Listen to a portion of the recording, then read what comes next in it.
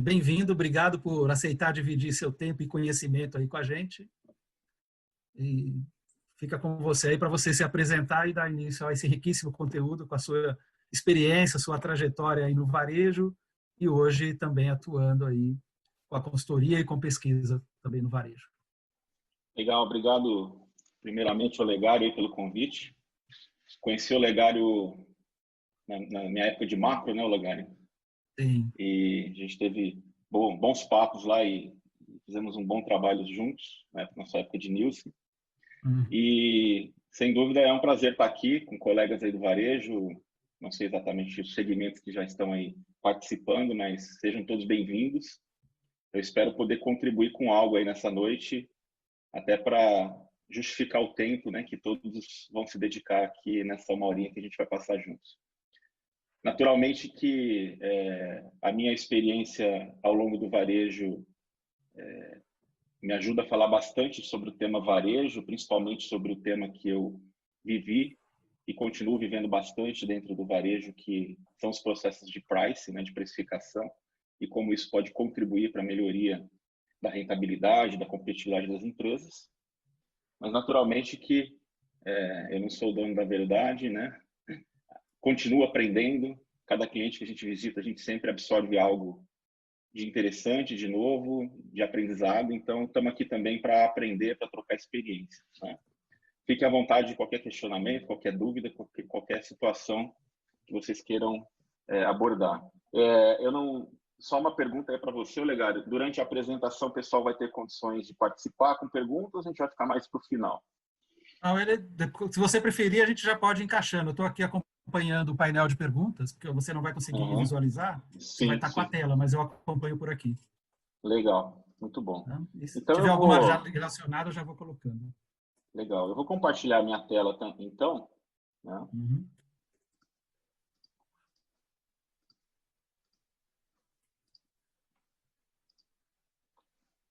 Todos estão vendo, acredito? Sim. Sim. Vou diminuir aqui. Bom, o tema escolhido tem muito a ver com tudo aquilo que eu vivenciei no varejo e continuo vivenciando agora com a minha própria consultoria, Profit Mais, né? Que é falar de rentabilidade, falar de competitividade, que é um desafio diário no varejo, né? Todo dia o varejista, o comprador, quem trabalha em loja, quem trabalha no escritório, no back-office, ele sai de casa para tentar vender mais com melhor margem, né? Parece uma equação simples, mas não é. E a gente vai falar um pouquinho disso hoje, os desafios cada vez maiores, né, de estabelecer essa equação e qual é a minha visão, né, sobre isso, né? Quais são as minhas crenças, o que eu acredito e como aquilo que eu aprendi ao longo da carreira e continuo exercendo, eu entendo que pode contribuir nessas questões, né? Me apresentando para quem me conhece menos, meu nome é Jorge Ortiz, né?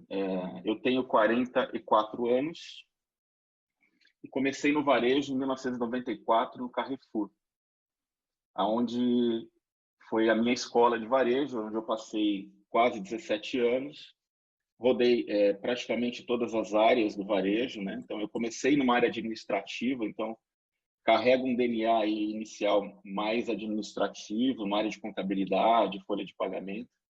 Depois, tive um crescimento dentro da empresa, né? E rodei setores diferenciados, então trabalhei na operação de loja, trabalhei como comercial, depois fui para a matriz e aí foi onde foi o maior tempo de carreira e minha maior especialização, que foi a área de price, né? Eu fui para a matriz do Carrefour em 2001, com o objetivo de implementar a de price, que era algo muito novo no Brasil, não existia praticamente nas empresas.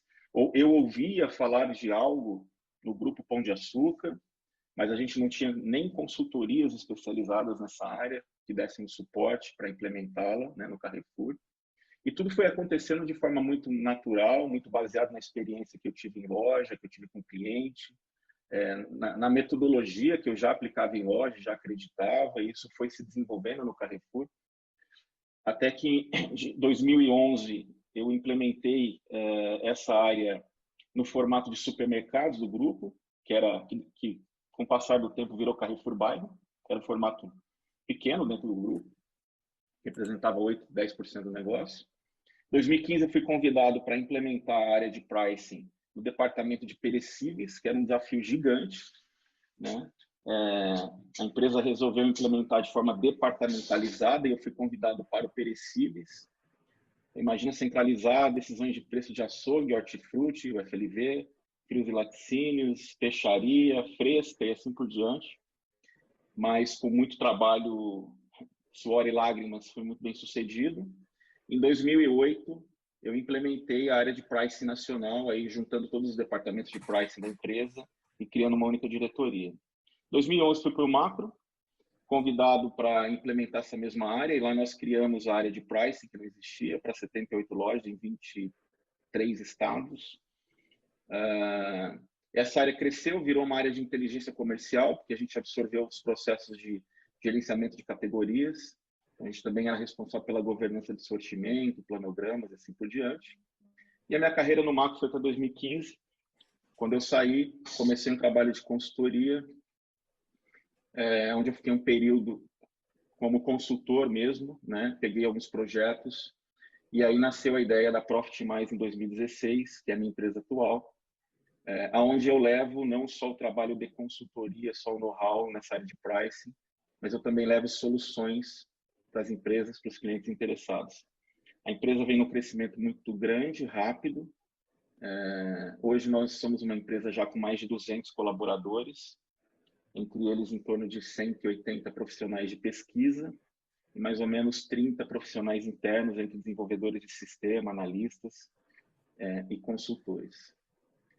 É o que nós oferecemos hoje para o mercado, né? Somos uma empresa especializada em pricing, que atua com soluções.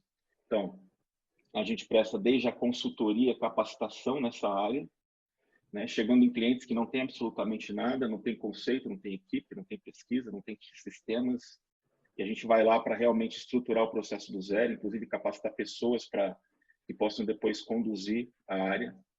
A gente atua em pesquisas, né? A gente, como eu disse, temos já mais de 180 pessoas trabalhando em pesquisa no Brasil inteiro, em mais de 140 cidades. Prestamos serviço para diversas empresas, e grandes, médias e pequenas. E nós iniciamos, há 1 ano e meio, 2 anos, um trabalho também de desenvolvimento de software voltado para a área de pricing. Testamos esse modelo numa plataforma de mercado e estamos para lançar uma nova versão com software proprietário. A partir do momento que o ano passado eu também recebi sócio investidor na empresa, a gente está atuando muito forte com tecnologia. Então, nós queremos ser, esse é o nosso objetivo, a referência de pricing no Brasil, né? Por enquanto no Brasil.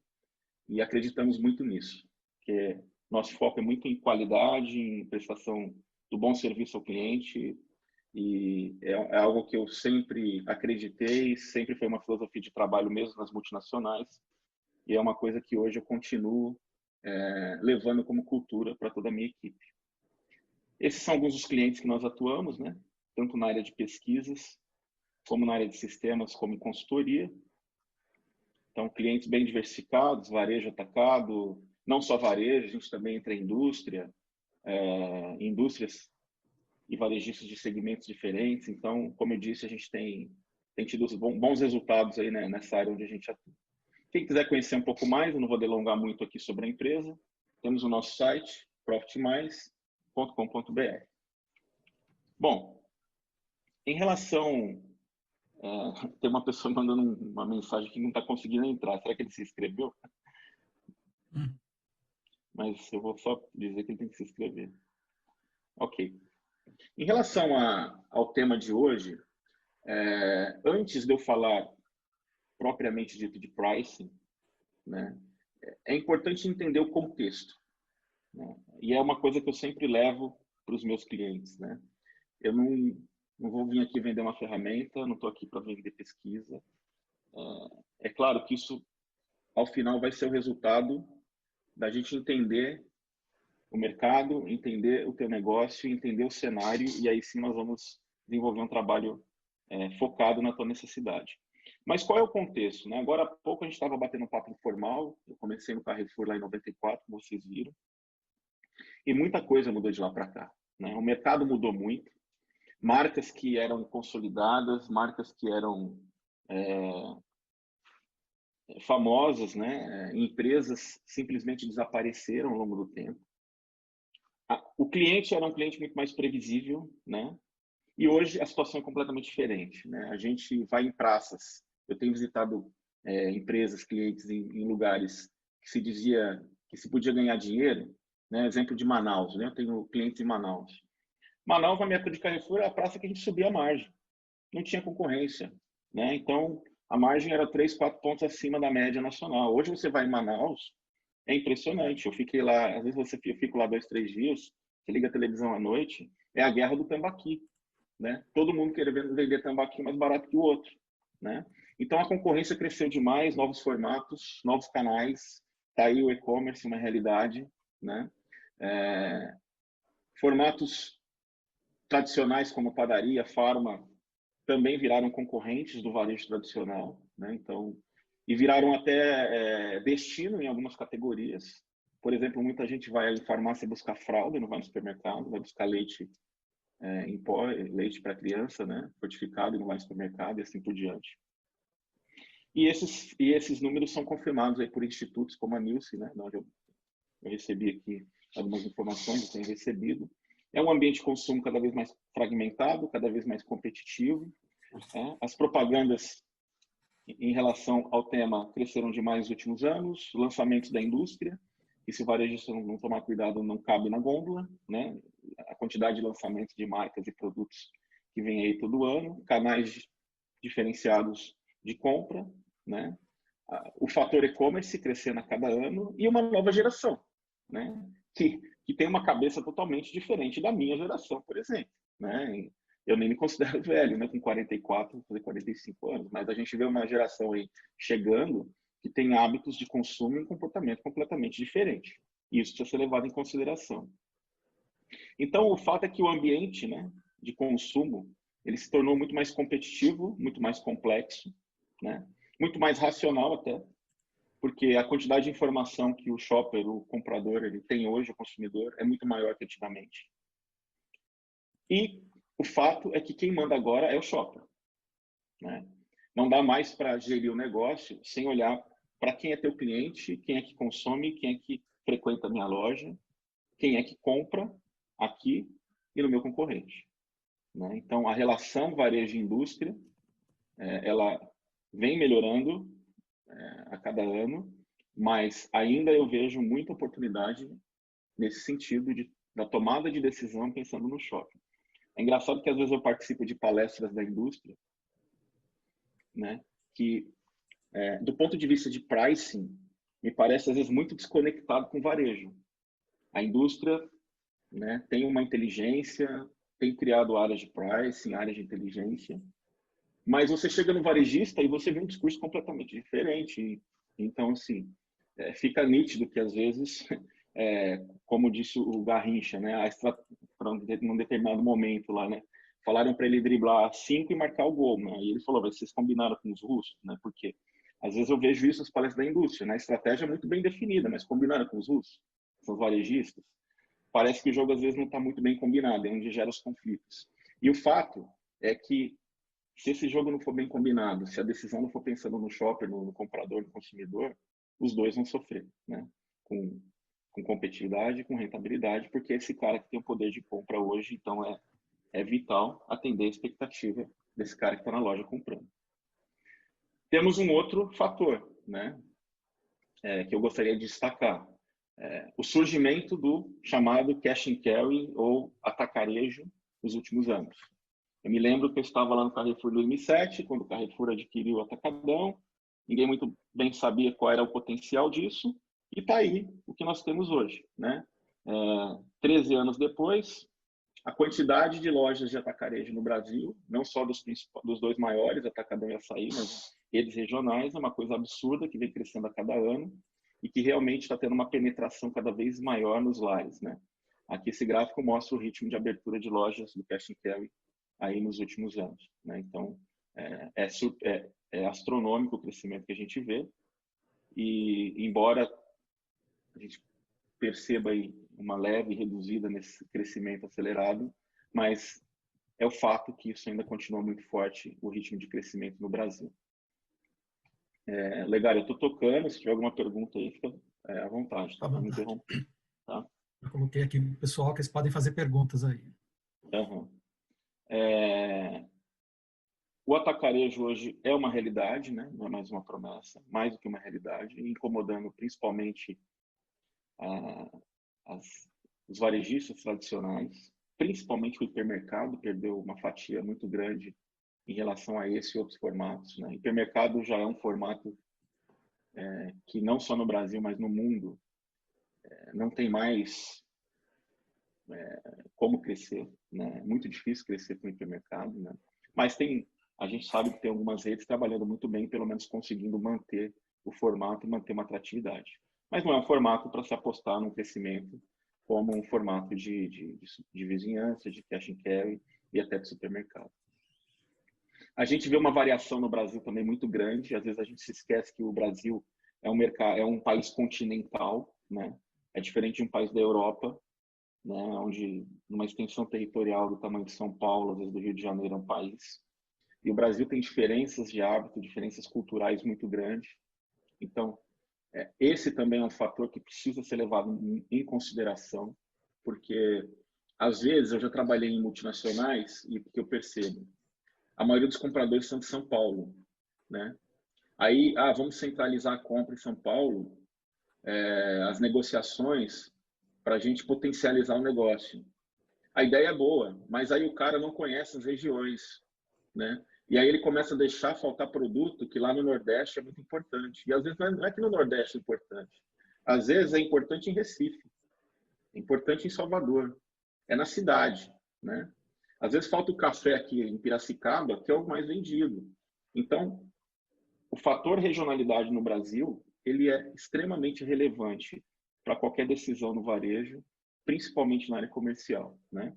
Eu estou pegando esse gancho porque esse slide mostra o comportamento do próprio cash and carry aí em diferentes regiões, né? E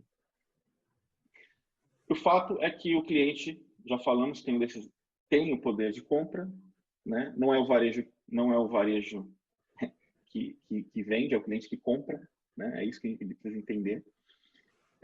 Não é só preço, mas preço a gente vai ver que é um dos atributos mais importantes, é o tema que eu vou mais explorar, até porque é a minha maior especialidade. Não adianta eu ficar falando aqui de outros temas que eu conheço menos. A gente vai falar mais do tema de price e como isso está vinculado ao tema dessa palestra também, né? Mas a gente olhando esse chart, são estudos feitos por institutos como a própria Nielsen, de onde vem esse chart. Preço e promoção estão entre os canais, entre os principais atributos valorizados entre os canais, né? Principalmente no canal Cash and Carry, que é o atacado, né? Ninguém vai no atacarejo atrás do ar-condicionado, que funciona bem, de galeria, de restaurante, né? Do ambiente da loja, não, ele vai atrás de preço, principalmente o cliente profissional, mas o consumidor também final cada vez mais. Ele já entendeu que é uma oportunidade aí de economia, principalmente quando a gente fala da compra abastecedora, né? E os outros formatos, respeitando as suas diferenças. Talvez o preço não seja o principal atributo em todos, mas ele é sempre um dos principais. Isso é fato, né? Preço e produto sempre será um dos principais fatores na decisão de compra. Ainda continuando a explorar um pouco mais esse formato cash and carry, a gente vê que o porquê desse crescimento, né? Preço é o principal atributo. O diferencial de preço em relação a outros formatos é evidente, né? A minha empresa, por exemplo, a gente hoje faz pesquisa em mais de 140 cidades do Brasil, pesquisamos mais de 3,5 milhões de preços por mês, tenho painéis de todos os concorrentes, de todos os formatos, de todas as bandeiras, e esse tipo de slide não me surpreende nem um pouco, porque realmente o atacarejo e algumas redes de atacarejo têm um preço muito mais competitivo que o supermercado. E aí é que começa o problema, né? Às vezes eu sou comprador de um supermercado, eu sou comprador para um canal de farma, de conveniência, de hiper. Como é que eu vou ser competitivo e ao mesmo tempo ser rentável nesse formato, dentro desse cenário? Até porque a estrutura de custos de um atacarejo, ela é completamente diferente da estrutura de custos de um supermercado, né? Enquanto numa rede de supermercados você tem um custo operacional de 20%, 22%, no atacarejo você tem de 9%, 10%. Tem redes com menos. Então, imagina, Imagina. né? Então, a pergunta aqui relacionada a preço que já daria para a gente colocar, o Oreste está perguntando que, baseado em que premissa você demonstra que o canal Farma, Super e Cash Care possuem preços baixos, né? Ele pede os exemplos aí. Uhum. Esse aqui, eu tô naturalmente que eu não tenho aqui atrás desse slide, eu não tenho aqui uma tabela de preços para demonstrar, mas esse é um estudo feito pela Nielsen, né? Bastante abrangente, em 246 categorias, no primeiro semestre de 2019, onde ela compara em todas as áreas que ela mede, né, a diferença de preços entre canais, né? E nessa medição chegou-se à conclusão que o atacarejo em relação ao varejo tradicional, né, 81% do quantitativo de itens era mais barato, foi medido como mais barato, com uma diferença de preço aqui razoável, né, acima de 2 dígitos. Em relação à farma, a mesma coisa. É claro que, né, se você pega situações pontuais, algumas categorias, ou quando o varejo promove, oferta determinados produtos nas suas lâminas, na televisão, nos seus tabloides, pode ser que em algum momento você encontre produtos mais baratos no canal hiper, no canal super, no canal farma, que o atacarejo, né? Eu não estou dizendo que o atacarejo é 100% do tempo mais barato que os demais canais, não é isso. Mas, se você começa a medir isso durante o mês, uma cesta de produtos relevante, uma medição mais frequente, né? E consolida isso ao final do mês, você vai sim encontrar uma diferença significativa de preços, tanto percentualmente falando, quanto quantitativamente falando, tá? E isso eu não estou baseando mais apenas em Nielsen, como eu disse, né? A gente tem projetos de pricing no Brasil inteiro e fazemos pesquisa no Brasil inteiro, e eu tenho dados assim próprios, né, da própria Profit Mais, que comprovam isso. Se em algum momento alguém quiser explorar um pouco melhor isso, eu estou à disposição. Aí, só complementando o trabalho da Nielsen, que eu conheço bem nessa metodologia, esse quadro está em profundidade, ela pega os mesmos códigos de barras e está falando o seguinte: a maioria dos itens tem um preço mais baixo, pode ser 1%, 2%, 12%. Sim. Esse quadro não está falando quantos por cento era mais barato. Mas quando pega um período acumulado aqui com essas 246 categorias, durante aí 6, 7 meses, o que demonstra é isto, né? Uhum. Claro que, como o Jorge bem colocou, tem variações aí no meio. Exatamente, né? Não sei se eu respondi a dúvida, podemos seguir? Pode seguir. Nós temos mais 30 minutos aí, Jorge. Tá. Aí a questão, né? É possível ser competitivo, né? Mesmo tempo rentável? Como que eu vou rentabilizar mais a minha categoria nesse cenário que eu demonstrei até agora? Então, esse foi um contexto para a gente explorar o tema melhor dessa palestra, né? Se eu entrasse diretamente aqui, mas por que está falando disso? É importante dar um contexto do cenário do varejo no Brasil e como isso vem se transformando nos últimos anos. Agora, Jorge, se me permite aí, eu vou fazer uma Sim. questão aqui para você, porque por vezes eu vejo supermercadista ou mesmo na farmácia querendo competir em preço com atacarejo, mas não ponderando de maneira genérica e sem fazer as contas, que você vai ter um custo operacional que é diferente. E se estivermos comparando aí com as redes multinacionais, ou mesmo que operam em escala nacional, nós estamos falando de economia de escalas também diferentes, né? Sim. Então, são fatores que, na hora que se vai pensar, o nível de serviço que vai ter no supermercado e numa drogaria, numa farmácia, é completamente diferente do que vai ter lá no atacarejo. Como você bem falou, não é um ar-condicionado nem nada, eu vou lá para a economia. Então, são alguns elementos que, essa questão da estrutura de custos que todos precisam ter em conta aí, né? Exatamente. Eu vejo alguns erros sendo cometidos, né? Inclusive os nossos projetos, porque assim, o varejista, né, principalmente o cara que trabalha em loja, ele age muito no calor da emoção, né? Ele está ali com o cliente, às vezes um cliente chegou ali e reclamou do preço, mas eu fui no Atacadão, fui no Açaí, e ele é um supermercado, então o que ele quer fazer de imediato é combater o Atacadão, né? Mas a gente vai ver ao longo dessa palestra aqui, os próximos minutos, que precisa existir um racional, né? Precisa existir uma inteligência, porque se você resolver combater todos que estão à tua volta e ser competitivo em relação a todos os formatos, né? A tendência de você perder rentabilidade é muito grande. Eu tive projetos que o cliente insistiu em falar, não, ele era um supermercado, né, tradicional. Ele falou, não, o meu concorrente é o atacado. Cara, mas a tua estrutura de custos é diferente do atacado. Eu sei que você perdeu clientes para o atacado, é natural, todo mundo perdeu, mas a gente precisa ter uma estratégia inteligente para você ter uma boa imagem de preço em relação ao atacado, que não significa ser mais barato que ele, e rentabilizar a tua categoria, né? Ah, não, eu preciso combater o atacado. E aí, tudo bem. Quando o cliente bate a mão na mesa e fala, eu quero fazer isso, vamos ver o que acontece. O cara começou a perder rentabilidade um mês após o outro e parou. Por quê? Porque realmente não dá, né? Eu tenho um supermercado com estrutura de custo de 20%, um atacado com estrutura de custo de 10%, a conta é simples, né? Um vai precificar com margem de 14, 15, e o outro dia vai ter que precificar com 25, 28 para ter lucro, né? Então, aí é onde tem que entrar a inteligência no negócio, né? Eu não acredito, né? Às vezes eu ouço também isso, eu acho que tem vários compradores assistindo essa palestra, eu não acredito que existam super compradores. Ah, os caras que compram no atacado são melhores. Desculpa, né? Em todas as profissões, todas as áreas, tem gente boa, tem gente média, tem gente ruim, em todos os formatos, né? Então, não é porque o atacarejo está indo bem que os compradores de lá são melhores que os caras do supermercado. É que são modelos de negócio completamente diferentes, né? Bom, e aí, quando eu vou aqui provocar esse assunto através de algumas questões, né? Para a gente justamente chegar onde eu quero, né? Como a gente está falando de um cenário diferente, formatos diferentes, estruturas de custos diferentes, então, eu preciso ter uma estratégia, né? E o que às vezes falta no varejo, e aí não é culpa do comprador especificamente, porque eu vejo cada comprador, ele tem a sua estratégia, ele está tentando fazer o melhor, mas às vezes falta uma estratégia corporativa, né? Então, a empresa, né?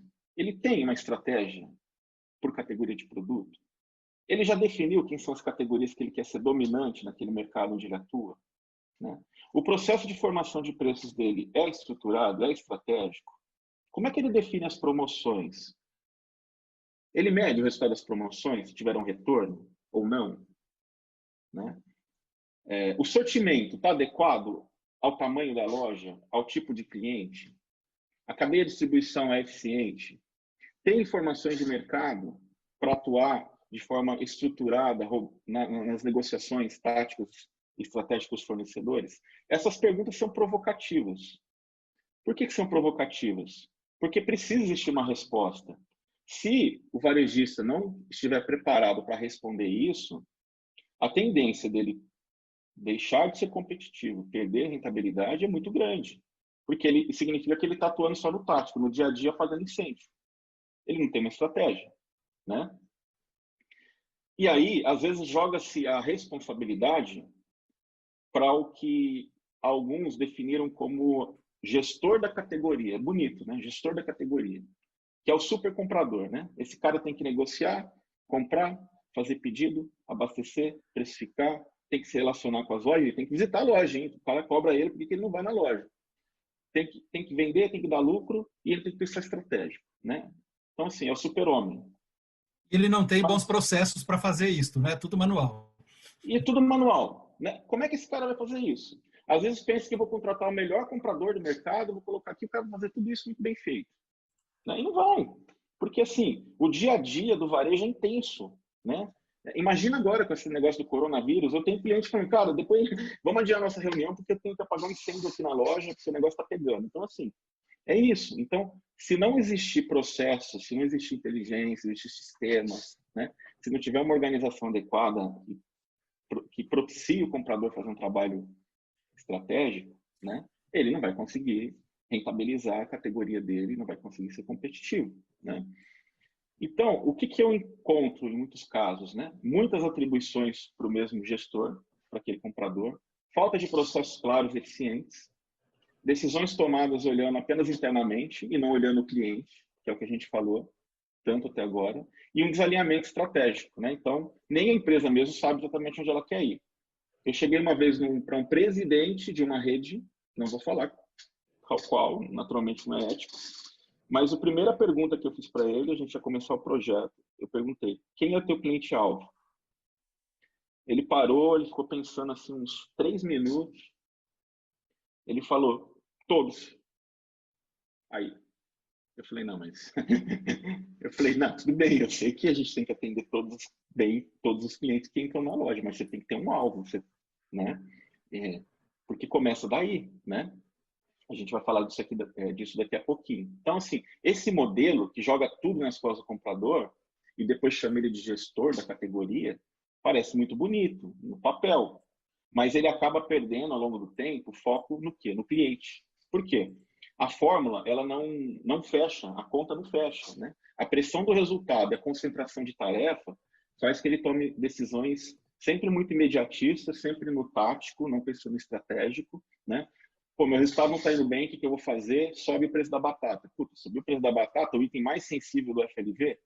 É claro, ele não vai ter tempo de fazer uma análise. Ah, eu vou subir aqui 10 centavos no inhame, no gengibre, na beterraba, no chuchu. Estou exemplificando. Ele vai fazer aquilo que é mais fácil. E muitas vezes o que é mais fácil prejudica a imagem perante o cliente e isso vai ter um retorno lá na frente de perda de cliente, de perda de venda e perda de rentabilidade, né? Vira uma bola de neve. Cliente satisfeito, fornecedor insatisfeito, porque não cumpre os planos de negócio, acionista insatisfeito porque a rentabilidade está abaixo, né?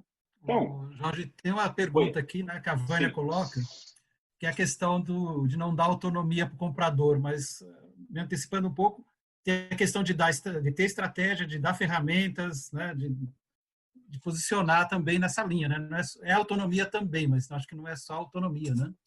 Como é que você acha disso? A questão é que se confunde, às vezes, implementação de processos com troca de poder, né? Uhum. E às vezes é porque isso é muito mal conduzido também, na hora que vai se implementar um processo, né? Eu já vivi situações de implementar o pricing e qual era o sentimento do comprador? Bom, então a partir de hoje eu não sou mais responsável pelo preço, consequentemente eu não respondo pela margem. Se o processo não for bem implementado, se as coisas não forem bem alinhadas, esse vai ser o sentimento do comprador. Quando, na verdade, deveria ser o quê? Comprador, você que é comercial, vem aqui, vamos discutir a estratégia de price. Discute essa estratégia, define-se as regras, ele assina embaixo, e depois eu posso sim ter uma equipe com autonomia para executar a estratégia que ele mesmo aprovou, que ele mesmo validou. E aí eu tiro esse trabalho burocrático das costas dele para ele ter mais tempo de pensar a categoria dele de forma estratégica e fortalecer a relação dele com os fornecedores, entendeu? Então, eu entendo a pergunta da Vânia, porque às vezes o processo não é conduzido da forma correta e leva-se a entender que estou trocando responsabilidades ou estou tirando uma responsabilidade, uma autonomia do comprador e passando para uma outra área, né? Uhum. Então, qual é o caminho, né? Eu não vim aqui só falar de problemas, vim falar do que eu acredito, né? Então, a gente falou do cenário do mercado, falou as dificuldades desse cenário, e vamos falar aqui um pouquinho do que eu acredito, claro, baseado na minha especialidade, baseado na minha experiência, do que pode contribuir para melhorar isso. É assim, forçar a venda sem uma estratégia clara não é um bom caminho, tá? Eu não acredito nisso. Por quê? Se você fizer uma continha aqui básica, né? Nesse cenário aqui, ó, eu cresci 2 pontos na minha margem, na verdade isso aqui é pontos percentuais, tá? Não é por cento. Mantive o meu faturamento, a minha venda, e isso me gerou um lucro de 10% maior no período. Então, se eu vendo aqui 1 milhão, para exemplificar, eu cresci 2 pontos de margem, com estratégia, com inteligência, não perdi venda, isso melhorou 10% o meu lucro. Colocou no dinheiro no bolso da minha empresa, mais 20 mil, né? Se fosse 1 bilhão, seria 20 milhões. Agora, fazer venda sem um racional, sem uma estratégia clara, vou combater o concorrente que está me incomodando. O cara soltou uma lâmina, sai rasgando dinheiro, anuncia na televisão a qualquer preço, que é o que alguns ainda fazem. Beleza, às vezes a elasticidade de venda vem, né? Eu cresci aqui 10% a venda. E ao contrário, perdi 2 pontos de margem, né? Se isso acontecer, ok, pelo menos você empatou no lucro. O problema é que percebe a diferença de elasticidade entre crescer ou perder margem e melhorar ou não a receita, a venda, né? Aqui, se eu perder 2 pontos de margem, eu tenho que crescer 10% a minha venda para manter o lucro, 11%. É fácil crescer 11% num cenário competitivo desse? Não é fácil. Se perder 4 pontos de margem, que é o que a maioria às vezes faz para tentar reverter algum cenário ruim durante o mês, você tem que crescer 18, 20% da tua venda. É fácil fazer isso? Não é fácil. Então, por isso que tem que cuidar muito bem dessa relação venda-margem, trabalhar isso com muita inteligência. Preço é um atributo extremamente aqui importante nesse cenário, para que você não tenha nenhuma surpresa no final do mês, né? Então, assim, o que eu acredito? Eu acredito num caminho estratégico, né? Quando a gente vai desenvolver um projeto com um cliente, a primeira coisa que eu vou sentar e perguntar: quem é teu cliente-alvo? Quem você quer atender bem? Tá? Então, depois eu volto aqui. Teu cliente é profissional ou é pessoa física? Teu cliente é mais um cliente AB ou é um cliente mais CD? O público que você quer atender melhor é um público mais jovem, adulto, idoso? Depende da região, depende da rede. As respostas podem ser diferentes. E aí as decisões podem ser diferentes, né? Quem é teu concorrente? Porque se a gente olha a concorrência, que eu peguei um trabalho de geomarketing que a gente fez recente no Rio de Janeiro, né? Para mapear a concorrência e depois estabelecer lá as pesquisas. Cara, olha isso, né? Imagina se eu sou um desses caras aqui, um desses varejistas aqui. Quem é meu concorrente?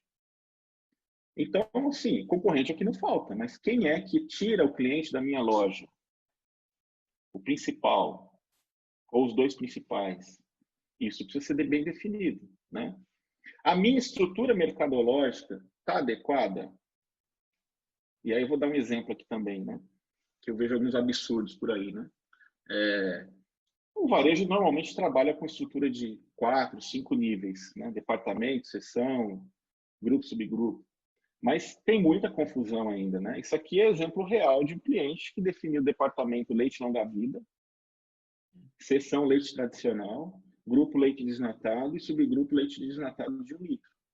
Né? Imagina, departamento, leite longa-vida como um departamento. Como é que você analisa? Né? Como que você define uma estratégia, uma estrutura mercadológica dessa, toda errada?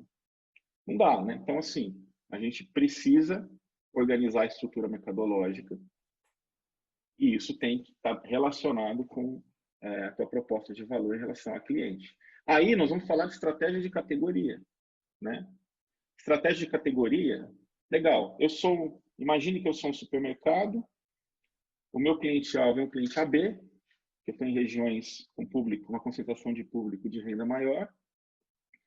E aí eu organizei minha estrutura mercadológica, agora eu vou definir o papel da minha categoria. Então, se meu cliente é AB, talvez uma categoria de vinho, de azeite, né? Perecíveis, um hortifruti, um açougue, vai ser uma categoria destino. Eu quero ter diferenciação, eu quero mostrar algo diferente do atacarejo que está aqui do meu lado. Eu sou um supermercado. Eu sempre, Jorge, desculpa te interromper, mas esse assunto eu também sou apaixonado por ele. Assim, eu sempre pergunto para o empresário, quando estou conversando, assim, qual é a sua paixão? Porque tem hora que essa categoria destino se ele tem origem na padaria, no açougue, ou na feira, talvez ele naturalmente dedica mais tempo com isso. Mas como ele sai do chão de loja e vai para o escritório, ele perde essa paixão e pode perder ali a identidade dele, né? Ou ele pode ter também, conciliar isso com esse conhecimento da concorrência, que você destaca aí, que é como ele se diferencia dos concorrentes dele, né? Exatamente. É o que ele sabe fazer melhor e como eu me diferencio do meu concorrente, né? Concorrente. Eu vou dar um exemplo ainda na Praça de Manaus, que eu vi algumas coisas bem interessantes. Tem um supermercado lá chamado Baratão da Carne. Aí você fala, não é supermercado, é açougue. Não, é supermercado, Baratão da Carne. Né? Porque o nome é de açougue. Né? E realmente, cara, é um supermercado. E eu fui na loja, o cara tava bombando. E adivinha onde que eram as filas? No açougue. Né? Então tá na cara, aquele cara era um açougueiro, tinha um açougue, né? Sabe muito de açougue, de carnes, cresceu, virou um supermercado e, por natureza, né?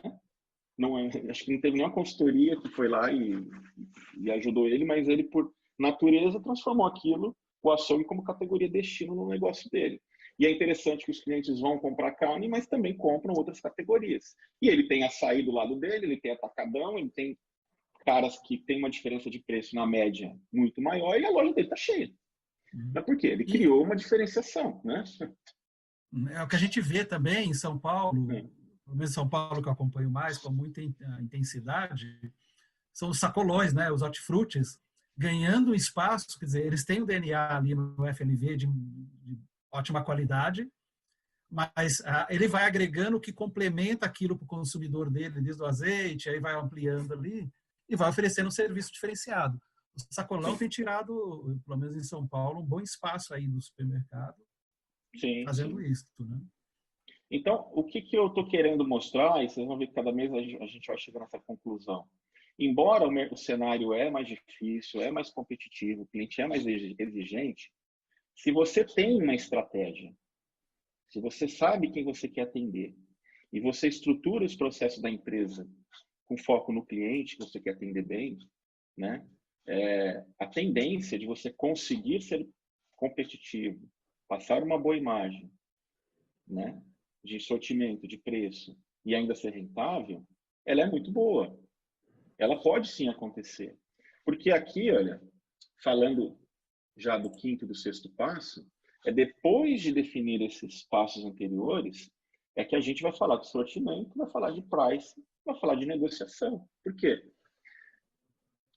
Fica muito mais fácil para o comprador sentar lá no box para negociar com o fornecedor, se ele saber quem é o cliente que a empresa dele quer atender, quem são os concorrentes realmente que ele precisa combater, qual é a estratégia da categoria dele, se é destino, se é conveniência, se é rotina, qual é o sortimento que ele precisa ter nessa categoria, como é que ele precisa posicionar em preço.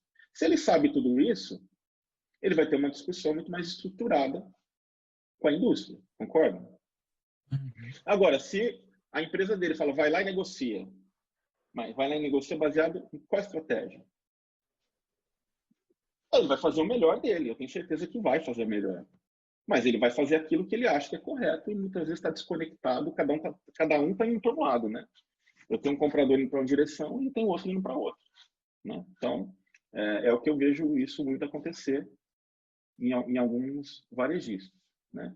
Agora, tudo isso é muito bonito, né? Mas como transformar esses conceitos em execução? Então, assim, eu tenho uma crença, né?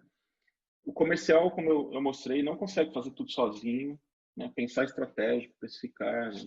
E tudo que está envolvido no trabalho comercial, que é um dos, ou se não, mais importante da empresa. Então, é preciso que tenham áreas de apoio, né?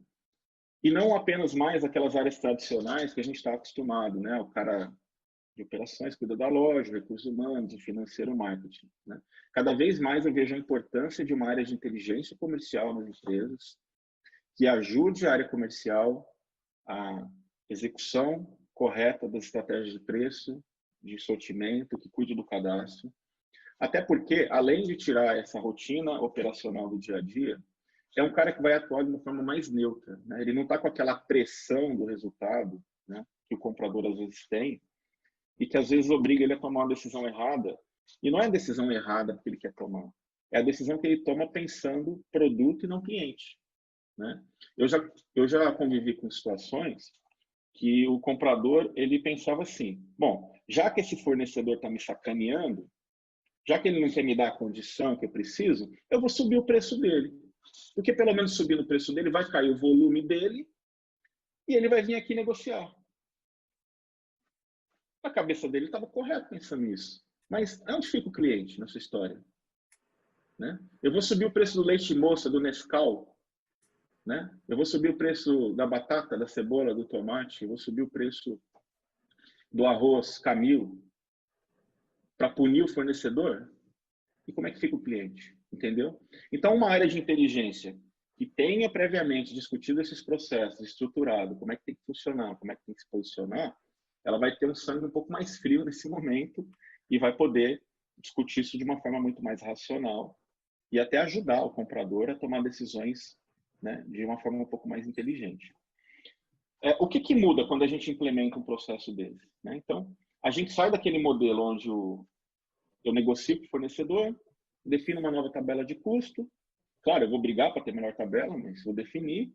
Aí eu aplico o meu markup, a minha margem sobre os produtos, o meu mix de margem, e eu gero preço na loja. Agora, esse preço é competitivo, não é? É estratégico? Não é? Essa categoria precisa ser mais barata, mais cara que o meu concorrente? Não sei. Então, o que eu proponho sempre é, vamos definir a estratégia, pensando lá naquele círculo que eu mostrei. Vamos definir quem são seus concorrentes. Vamos construir uma mix de margem, uma política de preço orientada ao cliente, ao teu concorrente, à tua estratégia de categorias.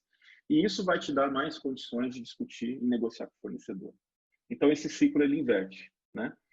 E aí eu passo a ter o que eu tinha antes, era um gestor comercial que cuidava da estratégia e da execução, e eu passo a ter o quê? Uma estratégia corporativa, uma execução sendo realizada por uma equipe de pricing, e um gestor comercial muito mais focado nas negociações com fornecedores, consequentemente a loja também muito mais focada na operação e no cliente, né? Se essas coisas funcionarem bem, a tendência sim é da empresa ter mais competitividade, ter mais rentabilidade, né? Isso é provado aí, eu tenho números que mostram isso de empresas que fizeram bem feito e que tiveram muito sucesso, inclusive as duas multinacionais que eu trabalhei, né? Não é o que eu tenho visto no mercado, ainda existe já muitas áreas de pricing, mas não existem muitas áreas de pricing estratégica, né? Tem muita área operacional, pouco estratégica, apenas gerando informação para o comprador, né? Tem cara que fala, eu sou de pricing, quando você vai lá ver, ele só cuida da pesquisa, ele garante que chegue uma informação no comprador, isso não é pricing estratégico, né? Então, é preciso que essa área de pricing seja estratégica para que possa realmente gerar resultados, né? É um processo, naturalmente, que vai ganhando maturidade dentro da empresa, né? Não se implementa em 15 dias, 20 dias. Então, tem um caminho aí para ele se tornando cada vez mais estratégico, né? É o que eu estou mostrando aqui. Tem uma construção, né? É como, vamos dizer assim, é como uma casa, né? Eu não começo construindo a casa do telhado, né? Nem subir nas paredes. Então, eu tenho que ter um alicerce. O alicerce são, defino os processos, defino as pessoas que vão cuidar e defino qual é o sistema que vai me dar condição de executar esse processo. Todos são importantes, né? Eu já vivi situações em que eu tenho pessoas, mas o processo não foi bem definido e não tem sistema. Aí o cara tem que trabalhar em Excel, tem que fazer um monte de coisa, não funciona, o price não funciona, né? Eu já vi também situações do cara, vou comprar um sistema, gasta lá $1 milhão de dólares. Passa 2 anos depois, o sistema está parado. O sistema não funciona, é uma porcaria, não conseguimos implementar. Mas por quê? Não definiu o processo. Ou não tem as pessoas adequadas. Então, as 3 coisas precisam se relacionar, né? E aí você começa, organiza o cadastro, ajuda a empresa a definir a estratégia da categoria, define os concorrentes, define quais os itens realmente são geradores de imagem, por sensibilidade, qual é o nível de competitividade que eu quero ter em cada loja, né? O meu mix de margem, estruturas de pesquisa. Então, é um processo que se constrói, que depois vai ser sustentado pelas pessoas e por sistema, né? E você vai construindo isso por etapas, né? Tem os chamados preços regulares, que são os que não são promocionais, preços especiais, que são aqueles que às vezes são necessários em função de vencimento, qualidade do produto na loja, excesso de estoque, alguma negociação com o fornecedor. Tem as promoções em mídia, TVs, lâminas, rádio, jornal, etc. Tem produtos que eu preciso liquidar, fora de linha, sazonalidades, oportunidades. Então, para cada um desses blocos, precisa ter um processo, precisa ter uma estratégia e precisa de sistema para poder executar, né? Tudo isso só funciona se eu tiver uma equipe trabalhando, que pode ser uma pessoa, tá? Quando eu falo equipe. Eu tenho clientes que têm 10 pessoas em price, eu tenho clientes que têm uma pessoa no price. Depende do tamanho da empresa, da necessidade do negócio. Eu preciso ter sistema, né? E sistemas também são modulares.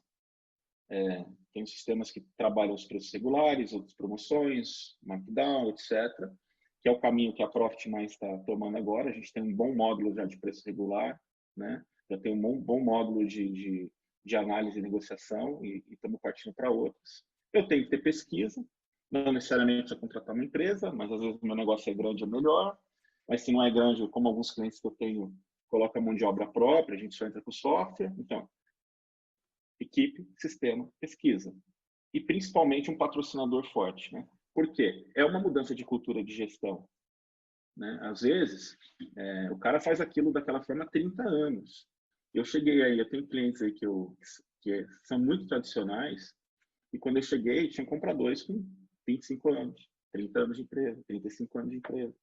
Como é que você chega do dia para a noite e fala, vou mudar? Vai ser diferente agora. Eu vou te ajudar a fazer mais estratégico. Se o CEO, o dono da empresa, os diretores, falar eu quero, é desgastante, né? E às vezes você não consegue concluir, mesmo que você esteja levando algo que é para melhorar e trazer mais inteligência, né?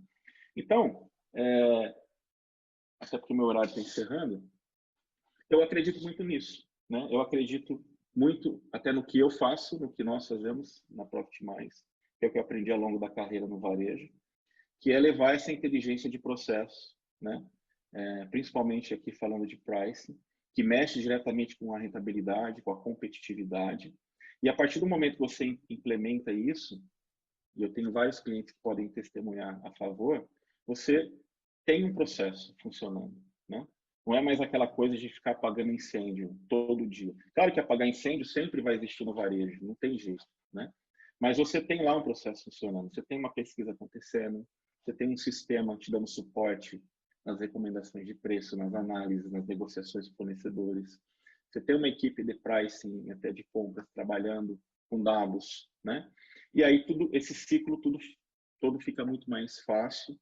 E se você está no caminho errado, acho que isso é importante dizer também, né? Pô, esse caminho que eu escolhi aqui, os parâmetros que eu defini não estão me ajudando a ser mais competitivo ou melhorar a minha rentabilidade. Mas você tem um processo, você vai lá e mexe nos botões, né? É como eu estou dirigindo um carro, estou na estrada errada, mas assim, a culpa não é do carro, eu peguei o caminho errado. Agora, eu posso mudar de direção e pegar o caminho contrário, né? Mas se você não tem o carro, fica muito mais difícil. Você vai andar a pé e você não vai chegar nunca no lugar onde você quer. Então, essas são minhas crenças, tá? É o que a gente tem feito, a gente tem tentado ajudar o varejo aí depois que eu deixei de ser executivo, e é isso que eu gostaria de compartilhar, ter compartilhado com vocês hoje. E aí, corri aqui para cumprir o horário, espero que possa ter contribuído e estou aberto a perguntas aí. Perfeito. Bom, primeiro, Jorge, obrigado, você trouxe um conteúdo riquíssimo. O que eu percebo no dia a dia dos profissionais de compras que eu interajo quando a gente está estudando uma área de inteligência é que eles estão com muita pressão, mas, por outro lado, falta recursos. O que você demonstrou é que esse recurso começa com a diretoria tendo um pensamento estratégico de quem é o cliente, ou investir no conhecimento do cliente, com a partir disso, ter essa clareza do papel das categorias para construir uma diferenciação, e aí vai entendendo a questão de preço, a categoria entre profundidade e amplitude que ela vai ter, quer dizer, eu vou ter quantos segmentos e quantos itens eu vou colocar, dependendo do papel que ela cumpre, e vou automatizar processo. Esse dia eu estava no varejista para começar o trabalho, fui entrevistar o gerente comercial, ele falou, Legário, me ajuda, porque o primeiro desafio que eu enfrento aqui é que o pessoal fica, por vezes, 3 horas para poder cadastrar um item para fazer o pedido. E fica aqui até a noite. Como é que eu ponho mais coisa na agenda desse comprador, além de ele pagar incêndio o dia inteiro? Sim. E a ausência de ferramentas. Mas indo para as perguntas, o Nelson Alexandre nos pergunta aqui para a gente o seguinte: os atacarejos, eles não atrapalham as parcerias do supermercado com a indústria? Hoje isso é um dilema, né? Porque no início, o atacarejo tinha uma participação pequena no negócio. Então, a indústria, ele tinha pouco peso dentro da indústria, né? Então, a indústria ainda poderia ter uma diferença, uma negociação diferente para o supermercado, para o varejo tradicional, né? Hoje, a indústria começou a depender muito do atacarejo, porque o volume cresceu demais, né? Então, atrapalha? Claro que atrapalha, né? Eu percebo que até do lado da indústria existe aí uma dificuldade em definir as políticas por canais. A gente começou a fazer trabalho de pricing também em indústria, que nos chamou porque falou, cara, não tem política, Aqui é o seguinte, a gente joga na mão da área comercial e vamos ver o que dá, né? Cada um correndo atrás do seu, das suas metas para bater resultado. Então, você vê que isso é um negócio que a indústria também, né? As grandes, naturalmente, que já saíram na frente, estão se estruturando para ter uma política para o canal, mas é algo que a gente vai conviver algum tempo ainda com esse desgaste, né? Que o atacarejo trouxe, né? Nas negociações do varejo tradicional. O Evandro do Flex e do Asp Supermercado pergunta assim: a criação da inteligência comercial unindo gerenciamento por categoria, pricing e CRM é a estratégia do momento para rentabilizar a categoria, acerto de margens e ações direcionadas para os shoppers junto ao comprador? Eu acredito muito nisso, tá? Como é que é o nome dele? O Evandro. Evandro, eu acredito muito nisso, tá? A partir do momento que o mercado se torna muito competitivo, o cliente cada vez mais exigente, você tem que trazer mais inteligência para o negócio, né? Eu tenho colegas, eu nunca trabalhei fora do país, né? Mas já viajei algumas vezes, conheço o mercado lá fora e tenho N colegas que trabalharam ou trabalham no mercado, né? O Brasil, por incrível que pareça, ainda tem muita oportunidade para erros de gestão, né? Eu brinco que o dinheiro aqui ainda aceita desaforo ainda. O Cada dinheiro vez aqui ainda menos, aceita mas ainda desaforo. aceita um pouco. A gente vê algumas redes que se gabam de que eu não tenho processo, não tenho sistema e estou bem. Até quando? Né? A pergunta é até quando? Porque você vai para a Europa, Estados Unidos, e, cara, varejo sem inteligência morre. Então, assim, hoje eu tenho clientes que têm 5 lojas, 4 lojas, 6 lojas, e que a gente foi lá estruturar a de price e colocou sistema. E o cara está feliz da vida, né? Ele não precisa ter uma área robusta, um monte de gente, não sei o que, não, mas ele tem. A gente foi lá, colocou a equipe de pesquisa para ele, foi lá, colocou o nosso sistema, capacitou alguém dentro da empresa, não foi buscar no mercado, senão, né, ele não tinha condições de buscar alguém caro para o nível dele, capacitou alguém e está trabalhando, né, com processo, com inteligência, como se fosse uma multinacional. Né? Então, eu acho muito válido, sim. Não é o único, né? Não é a única coisa que vai te ajudar a trazer mais rentabilidade, né? Mas, com certeza, vai agregar valor. Perfeito. E isso, trazendo essa troca de informações em tempo real, daria uma melhor negociação e ações mais assertivas para o varejo e atender o shopper, né? É a segunda pergunta do Evandro aqui também. Sim, sim. Bom, o Aldesso, na realidade, ele complementa aqui com o comentário que ele fez, falando a gestão de categorias, na realidade, é um dos pilares fundamentais para a rentabilidade do negócio, né? Uhum. Sem dúvida. Vocês viram que eu mostrei que o pricing, né, a definição de preço de sortimento é resultado da estratégia de categorias. Né? Uhum. Dá para fazer? Sim, dá. Mas vai ficar capenga. Né? É um preço definido sem uma estratégia da categoria. Eu vou tratar todas as categorias da mesma forma, como se elas todas tivessem o mesmo valor. Uhum. A Vânia complementa aqui, lembrando um pouco do Santa Luzia, que é a parte, né, com uma loja operando no Jardins, que é um bairro nobre de São Paulo, é um fenômeno, como também tem o Andorinha, na Zona Norte, que também é outro fenômeno em vendas. Né? E esse tripé faz processo, Vânia, quando você fala de pessoas, processo e tecnologia, na verdade eu agregaria a importância da estratégia e de uma mudança cultural mesmo, né? Não sei, Jorge, você agregaria mais? O Andorinha é um case, né? Porque é o cara que tem uma loja e vende. Bom, faz um tempo que eu não vejo os valores, mas passava de 30 milhões, né? Quando eu acompanhava por mês, né? Mas, assim, talvez, não é o cara que teve uma formação estratégica, né? Que teve lá uma consultoria, que tem tudo desenhado no papel, mas quando você entra na loja dele, fica claro que ele tem uma estratégia. Né? O cara nasceu no varejo, aprendeu a desenvolver o varejo e ele tem uma estratégia muito clara. Você vê um bom sortimento, você vê um bom atendimento, você vê uma boa área de perecíveis com bom atendimento. Né? Você vê a loja precificada de forma justa, não é o preço de atacarejo, não é. Ele é mais caro em algumas categorias, mais competitivo para o formato dele. Então ele faz bem a lição de casa e está numa região, né, que encaixou numa região populosa, né, cliente mais C, com uma demanda forte, então tudo deu certo ali, né?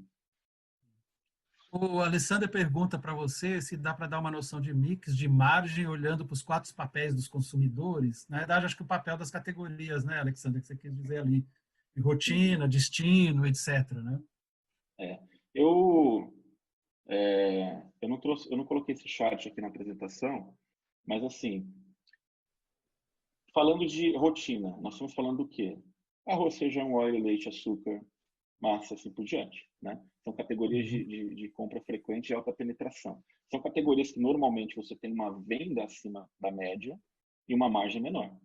Essa é uma característica, né? Destino são categorias que não necessariamente você vai ter uma margem menor. Você pode sim ter uma margem menor em alguns produtos chaves que geram imagem, mas são categorias que você vai trabalhar venda, rentabilidade. Né? Você consegue ser rentável em categorias de destino.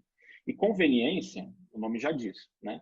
Você expõe na loja, coloca no teu sortimento para levar uma conveniência para o teu cliente. Então, são categorias normalmente que dão uma margem maior, né? Percentualmente falando, não em valor, mas vendem menos. Né? Se a gente fosse departamentalizar isso de uma forma muito simplista, tá? Dentro do supermercado, eu diria que o perecíveis é destino, a mercearia é rotina e o bazar, o não alimentos, é conveniência. Claro que depois você tem que descer essa árvore, porque aí você vai começando a estruturar até chegar no nível de categoria, né?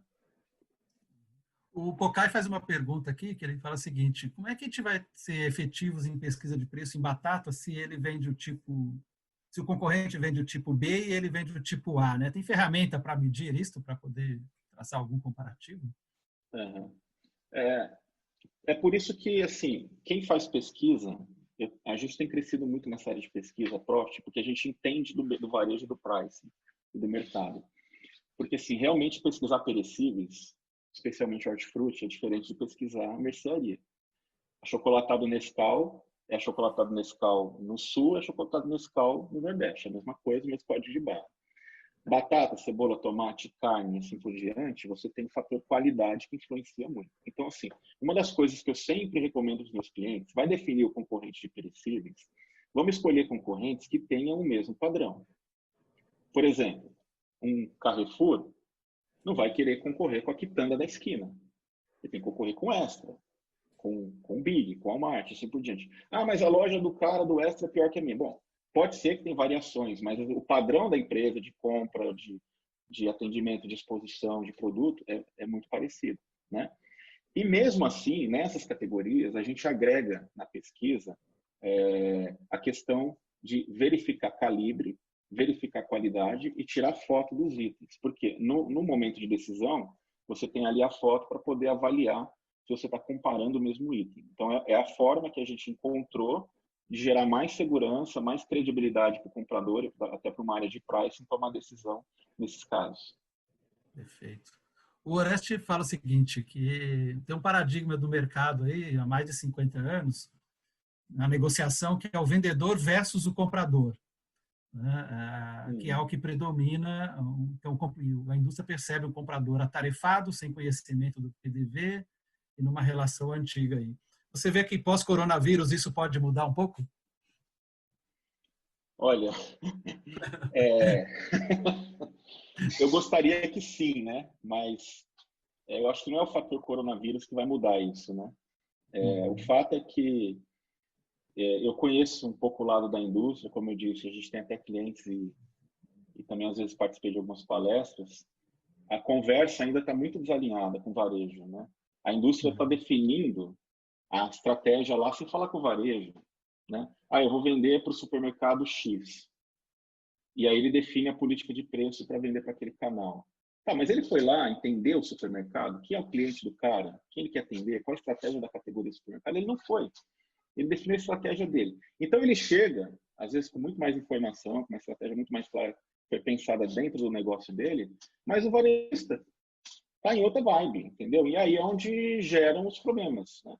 E outra coisa, o varejo é muito pressionado, né, pelas metas, pelos resultados. Então, às vezes, em determinado momento, a estratégia ela deixa de ser discutida no box e vamos melhor preço, melhor condição, vamos discutir aqui quando você me entrega que eu preciso bater minha meta esse mês. Então, assim, Eu vejo que com processos de inteligência sendo implementados, tanto no varejo como na indústria, com a aproximação maior do varejo e da indústria em discussões conjuntas, nos chamados, né, planos de negócio em conjunto, isso pode melhorar, sim, ao longo do tempo, e vem melhorando, diria que em doses homeopáticas, né? Não é uma coisa acelerada. Mas eu não acho que o fator coronavírus vai melhorar ou piorar essa situação, não.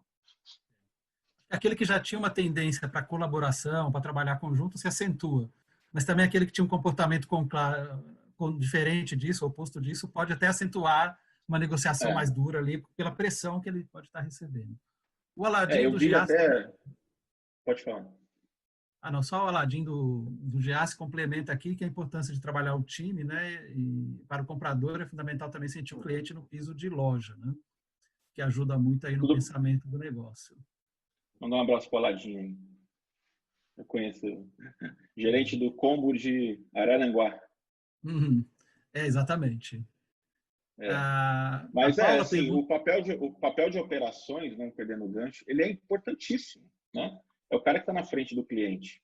Cabe a quem está no back-office entender as necessidades de operações, né? E responder aquilo de uma forma estruturada. Às vezes você não vai dar a resposta que operações quer. Que muitas vezes é combater a lâmina do concorrente que está do lado. Mas ele pode pegar aquela informação, processar, falar o que eu posso fazer melhor, talvez estruturar uma oferta melhor, negociada com o fornecedor, para ir, no momento futuro, combater aquilo de uma forma mais rentável. Então, ouvir operações é muito importante. Exato. Na realidade, o comprador precisa ter essa visão sistêmica, não só o comprador, quem está na loja, entender essa visão mais sistêmica para ver os impactos de cada um dos movimentos no resultado da empresa, né? Que é o que fica. Sim, sim. A Paula, que é do canal Farma, ela pergunta assim, o quão separada deve estar a estratégia de pricing online e a estratégia de pricing para o físico de uma rede, no caso Farma? Ou quanto elas devem ser integradas? Esse é um desafio, né? Porque o Brasil é muito grande, né? É um país continental. Então, assim, eu não consigo alinhar o preço online com o preço físico no Brasil inteiro, né? Imagine, eu tenho redes que têm lojas de norte a sul do país. Então, como é que eu vou alinhar isso? É difícil. A menos que eu tivesse no canal online a possibilidade de segmentar, né? Aqui na cidade de São Paulo, nessa região, as pessoas que acessarem vão ter o mesmo preço das lojas que estão nessa região norte. Mas precisa haver um racional, né? Eu sempre defendo isso. Então, qual é o preço da minha loja física? Qual é o fator que eu quero aplicar para o online? Eu penso que o online, né, deveria ter um fator de ser um pouco mais caro, até porque tem um serviço por trás, tem uma conveniência, né? Eu não tenho que sair de casa, pegar meu carro, descer na loja, pegar um carrinho, ficar uma hora, fazer uma compra, voltar para casa. O online eu vou lá, acesso o computador, faço um pedido e recebo na minha casa. Então ele deveria ter um custo de serviço, né? E que o cliente pagasse por isso. O problema é que, como hoje também, às vezes a estratégia não está muito clara, você acaba encontrando no online o preço mais barato que no físico, né? E aí que eu defendo a inteligência também de pricing para poder ajudar as empresas, seja farma, seja alimento, seja o que, estruturar isso. Tá? Jorge, nós temos aqui mais 16 perguntas e nós vamos até 9h30, que era 1h30 que a gente tinha programado. Tá. Né? Tem bastante perguntas aqui, o pessoal está interagindo bastante, o que é ótimo. O Aldécio também faz uma pergunta assim, a busca por resultado pode levar o comprador a cair em armadilhas, diminuindo a margem bruta e não conseguindo recompor a margem comercial? Então, pode, né? Eu já vi de tudo, né?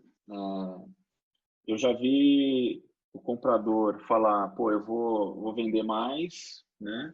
E aí eu aumento muito a minha venda e entrego o resultado da mesma forma, porque vai me gerar mais massa de margem, e às vezes não acontece, aquele produto que ele ofertou não tem tanta elasticidade, ou a concorrência queimou ele antes, né? Aí tem aquele também que falou, eu vou baixar a minha margem, porque eu vou vender mais, né? O meu mix de margem, e não aconteceu. Então, assim, não é uma conta tão simples, né? A vantagem que a gente começa a ter hoje, diferente do que a gente sempre teve, né?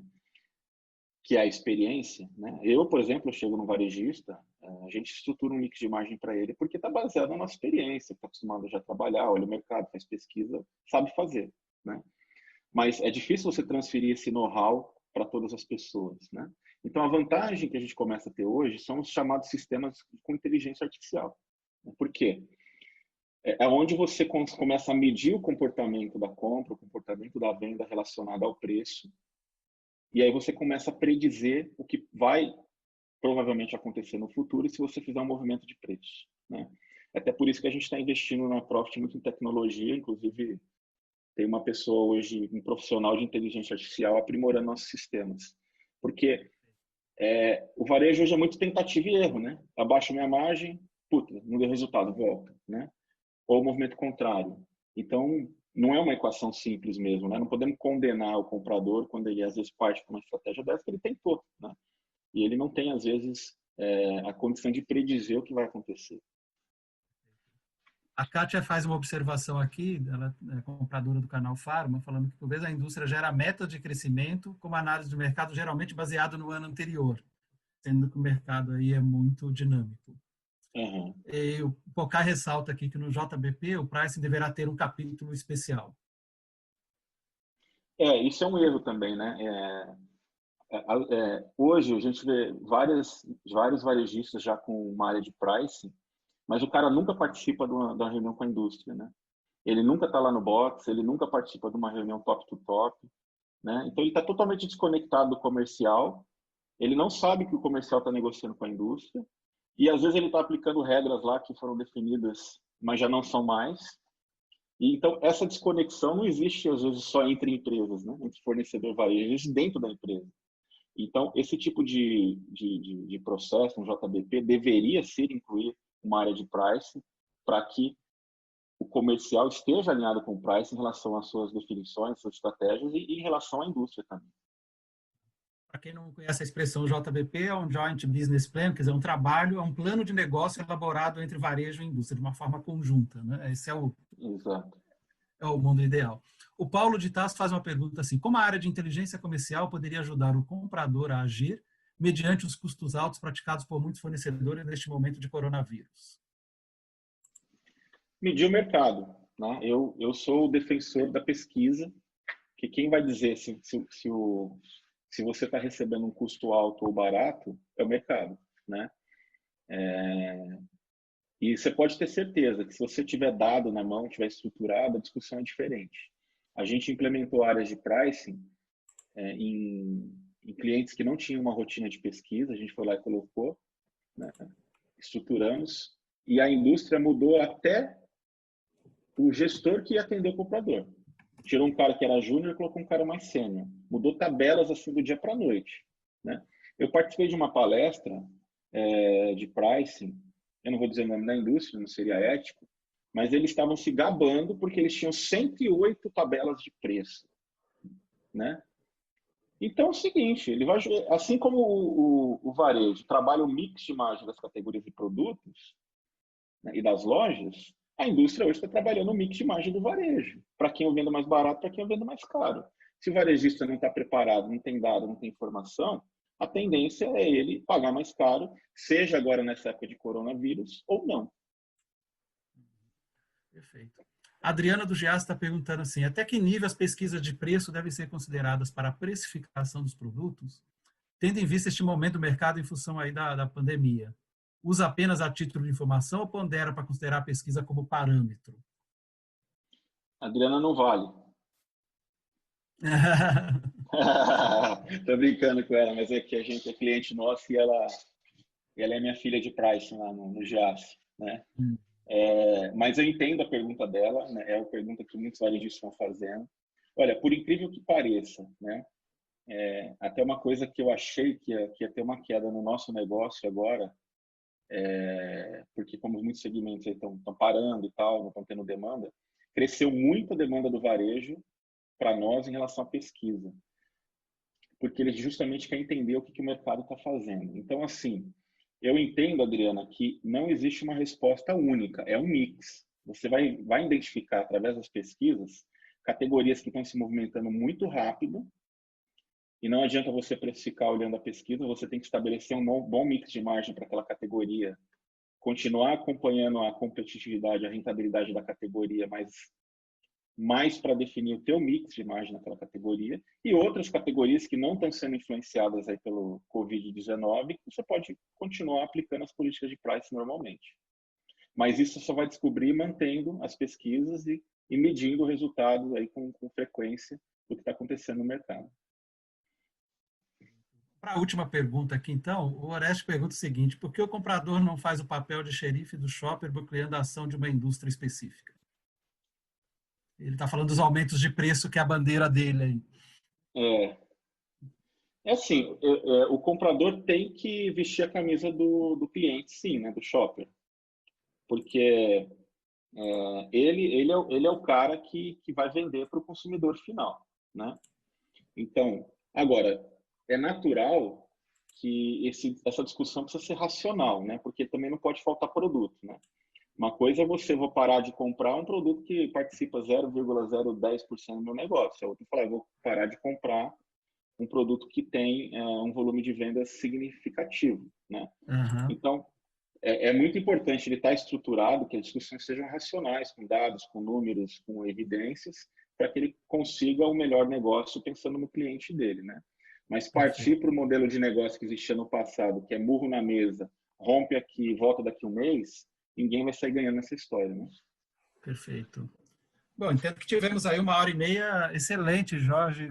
E, aliás, eu também agradeço a participação das pessoas que estão firmes aí a 1h30 com a gente e fazendo perguntas, e ótimas perguntas. O nosso papel aqui hoje, né, eu gosto muito de uma frase do Luiz Pasteur, por acaso justamente dessa área, que ele fala assim: o acaso só favorece a mente preparada. O que a gente trouxe aqui foi um pouco essas ideias, desse trabalho que já é praticado, ele não está trazendo nenhuma teoria, na realidade é a prática aí na história profissional do Jorge e hoje na Profit Mais, porque a gente não muda a direção do vento, né? Como já dizia Confúcio lá. Afinal de contas, vem um período recessivo aí pela frente, vivemos com o aumento do dólar, a gente não pode mudar o vento, mas se a gente tem uma área de inteligência, né, de pricing, que ajuda a olhar e ver que melhor direção seguir, que melhor decisão tomar, esse é o melhor caminho. Mas a gente precisa saber onde a gente está, onde a gente quer chegar. E isso implica em estratégia, isso implica em olhar para a cultura da empresa, para a formação das pessoas, ter processos adequados para poder executar isso, que envolve ferramentas. Se um cadastro for mal feito lá na ponta, que é muito negligenciado no varejo, a gente vai prejudicar todo aí o nosso processo de trabalho. Então, tem muita coisa básica que precisa ser bem feita. Então, eu agradeço vocês aí que participando. Pessoal, temos mais um encontro na semana que vem, também voltado aí com foco no comprador. E, Jorge, não tenho palavras para manifestar minha gratidão pelo seu tempo e compartilhar seu conhecimento aí com o pessoal. E parabéns pelo trabalho de consultoria aí, pelo apoio que você tem dado no desenvolvimento do varejo.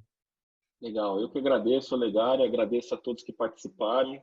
Olhando os nomes aqui, várias pessoas que eu conheço aí foram colegas aí meus de trabalho, a gente já se encontrou em alguns projetos. Obrigado aí pelas perguntas, né?